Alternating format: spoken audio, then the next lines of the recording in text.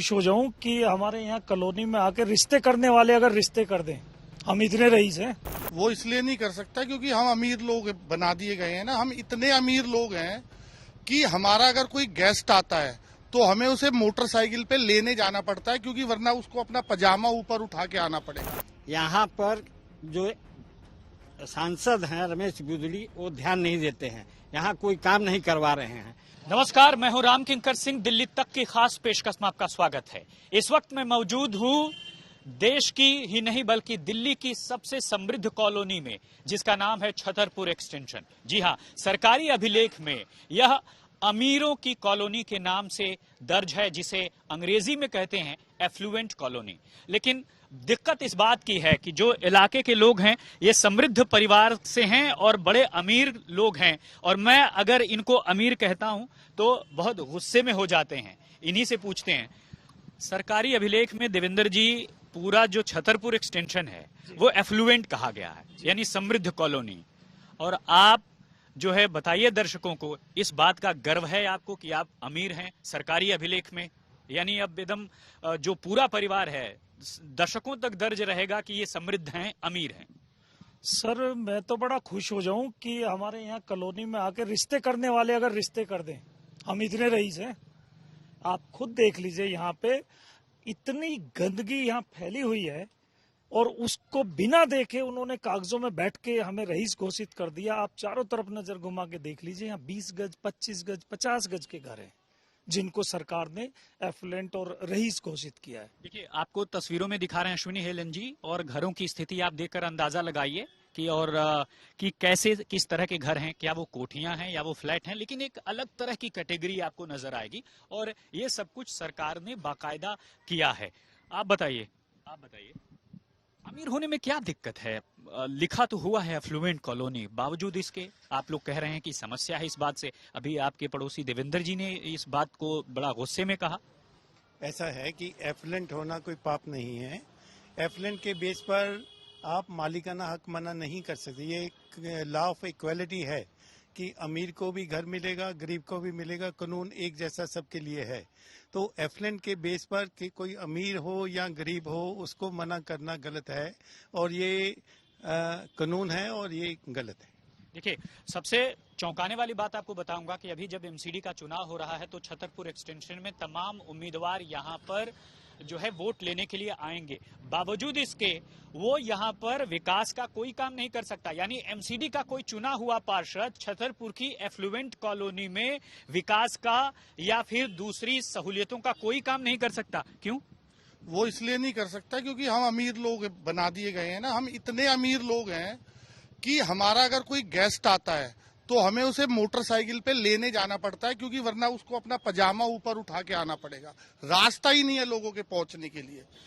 और इंसान एफ्लुएंट होता है, कोई कॉलोनी एफ्लुएंट नहीं होती। हो सकता है यहाँ सर ऐसा है कि वो पार्षद जी हमारे यहाँ पे हैं, यहाँ पे वो एमसीडी पे वोट लेने तो आ जाएंगे, पर ग्राउंड लेवल की स्थिति कोई देख नहीं रहा। ना कोई साफ सफाई, ना कोई झाड़ू, ना कुछ ऐसी चीजें वो लगा ही नहीं सकते। वो कहते हैं जी ये कॉलोनी से हम वोट ले सकते हैं पर हम काम नहीं कर सकते क्योंकि ये एफ्लुएंट है। ये छतरपुर एक्सटेंशन के मैं एफ ब्लॉक में रहता हूँ। यहाँ मेरा खुद का मकान 80 गज में बना हुआ है, मेरे पड़ोसियों का 25 गज, 50 गज, किसी का 60 गज। यहाँ कोई अमीर नहीं है, और ये जो हमारे ऊपर ये वर्ड जो थोपा गया है ये गलत थोपा गया है। हमारी सरकार से ये प्रार्थना है कि इसको एफ्लुएंट की कैटेगरी से बाहर निकाल के इस 916 number serial number unauthorised colony में है, इसको रेगुलर किया जाए, हमें इस झंझट से बाहर निकाला जाए। हमारे साथ जुल्म हो रहा है। मेरी कॉलोनी में लगभग 200 परिवार रहते हैं, उनमें से एक भी परिवार एफ्लुएंट नहीं है, और सबके जो प्लॉट हैं उनका औसत साइज जो है वो 50 गज 40 गज के करीब है। तो इनको एफ्लुएंट कॉलोनी में कैसे डाल दिया गया ये समझ में नहीं आ रहा। 1797 कॉलोनियों को रेगुलराइज करने का जो मैटर है ये 2008 से लंबित है। अभी तक भारत सरकार से दिल्ली की 1797 कॉलोनियों में रेगुलराइजेशन के लिए कुछ कार्य भी नहीं हो सका। पीएम उदय योजना जो 2019 से लागू की गई है, पीएम उदय योजना के अनुसार अब वो कह रहे हैं कि पहले हम 1731 कॉलोनियों को रेगुलराइज करेंगे। इनकी जब रजिस्ट्री हो जाएगी 70% की, तब हम बाकी जो एफ्लुएंट कॉलोनीज है 69। देखिए, कागजों में महेंद्रू एनक्लेव, सैनिक फार्म और अनंतपुर डेयरी, ये 3 जगहें हैं जो एफ्लुएंट कही जाती हैं, लेकिन 66 ऐसी कॉलोनियां हैं जो कि साउथ दिल्ली के अलग अलग इलाकों में, खासकर गांवों के पास की हैं, और इन्हें समृद्ध कॉलोनी कहा गया। छतरपुर एक्सटेंशन एक ऐसी ही कॉलोनी है। क्या आप जानते हैं कि जो अनऑथराइज कॉलोनी है या अवैध कॉलोनी है, उसी में ही ये जो एफ्लुएंट कॉलोनी जोड़ी गई है। लेकिन आपको जानकर हैरानी होगी कि यहाँ यह अपनी जमीन की रजिस्ट्री नहीं करा सकते। घर कैसे बनाते हैं फिर आप लोग? फिर एमसीडी का क्या रहा? यहाँ ज्यादातर करीब 70% जो हाउसेज है वो 20 गज, 30 गज, 100 गज के दायरे के अंदर में है।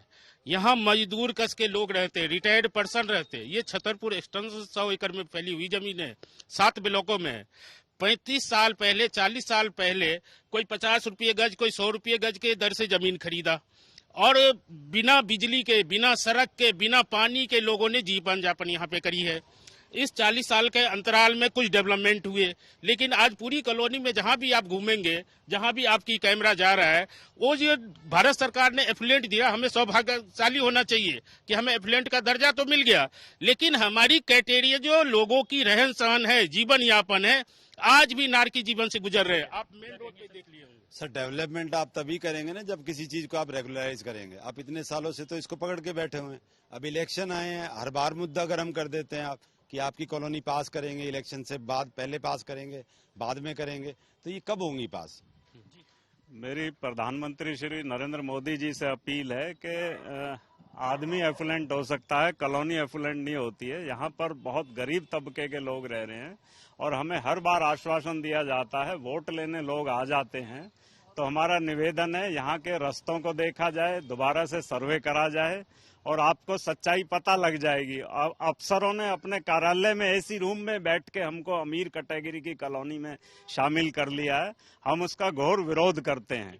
और ऐसी एक दो नहीं, तकरीबन 66 ऐसी कॉलोनीज हैं जो नारकी जीवन तो जी रहे हैं, लेकिन उन्हें समृद्ध कहा गया, वो भी सरकारी कागजों में।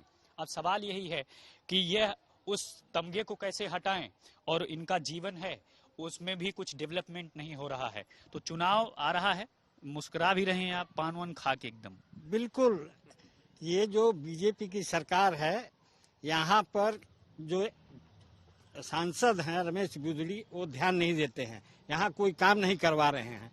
अब हम लोग अब क्या करेंगे कि यहाँ पर अब वोट का बहिष्कार करेंगे, वोट डालने कोई जाएगा नहीं। पूरी कॉलोनी में हम लोग ठीक है। जी, यहाँ पे हम जहाँ खड़े हैं, ये प्रधानमंत्री जी के आवास से सिर्फ 13 किलोमीटर दूर है। वो बात तो करते हैं 13,000 किलोमीटर दूर हमने ये कर दिया, वो कर दिया। हमें देखने के लिए कभी किसी भी मुलाजिम को यहाँ नहीं भेजा, कोई सर्वे नहीं हुआ। हम एफ्लुएंट है, आप अगर एफ्लुएंट हो तब आपको बोला है आप अमीर आदमी हो तो आपको खुशी होगा। सर आप लोग आगे आइए, अपनी बात रखिए प्लीज। एक सिंपल सी चीज है, इन कॉलोनीज में रहते हुए अगर हम वोट देने के लिए ऑथराइज हैं तो अपनी कॉलोनीज को रजिस्टर कराने के लिए ऑथराइज क्यों नहीं है? Why we are affluent? We don't have that much money to live here. Bikes पर चलते हैं, छोटे छोटे रोड्स हैं, छोटी छोटी गलियां हैं, और it's a very simple thing. अगर आप हमारी कॉलोनीज को ऑथराइज करेंगे, government is going to have a very decent amount of tax. बिल्कुल, देखिए 250 गज के आसपास का ही करीब करीब औसत मकान है, लेकिन रजिस्ट्री नहीं हो सकती। पावर ऑफ अटॉर्नी बहुत पहले हुआ करती थी, और अगर कोई पार्षद चुना जाएगा तो यहाँ के वोट से चुना जाएगा। बावजूद इसके वह जब विकास के काम की बात आएगी तो वो कहेगा कि ये तो एफ्लुएंट कॉलोनी है, यानी अवैध कॉलोनी है, समृद्ध कॉलोनी है, फिर भी अवैध कॉलोनी है। तो अवैध कॉलोनी में तो पार्षद या एमसीडी कोई काम ही नहीं कर सकती। यही त्रासदी है। तकरीबन 5 लाख लोग रहते हैं इन 66 एफ्लुएंट कॉलोनीज में, और ज्यादातर ये साउथ दिल्ली के गांवों से संबंधित हैं। और आप सर क्या कहेंगे? सर, मैं Shantikunj D block residence welfare से आया हूँ। मेरा मकान केवल 60 गज का है और हमारी कॉलोनी केवल 50 या 60 घरों की है। सभी जो मोस्टली 100 गज, 60 गज, 50 गज, 150 गज ऐसे ही मकान है, फिर भी हमें एफिलेंट कैटेगरी में डाला गया है। जी सर, मेरा एक ही निवेदन था कि पिछला जो जनरल इलेक्शन हुआ था उससे पहले तो सब कुछ ठीक ठाक था, कोई एफ्लुएंट वर्ड था ही नहीं। और ये अभी पिछला जनरल इलेक्शन के होने के दौरान सर जो भी अफसरान हो गए, जो भी ऑफिसर हो गए, जो भी नेता हो गए, एसी रूम में बैठ के प्रॉपर सर्वे किए बगैर ये all of a sudden affluent word जो हमारे पे थोप दिया। इससे पहले जैसे भाई साहब ने कहा था कि 94 हो गया, 97, 98, 2002, 2007, जब गवर्नमेंट ने कहा सारे पेपर हम जमा करते गए, कई बार सर्वे भी हुआ। अच्छा, जरा एक आखिरी सवाल लेते हैं। सबसे खास बात यह है, एक बात बताइए, अवैध कॉलोनी है फिर भी समृद्ध कहने की जरूरत क्या पड़ी सरकार को? समृद्ध क्यों कहा गया? सर, पहली बात तो ये है कि जो इन्होंने एफ्लुएंट दिया है ना, ये हमें जो लगता है किसी साजिश के तहत हमें एफ्लुएंट किया है।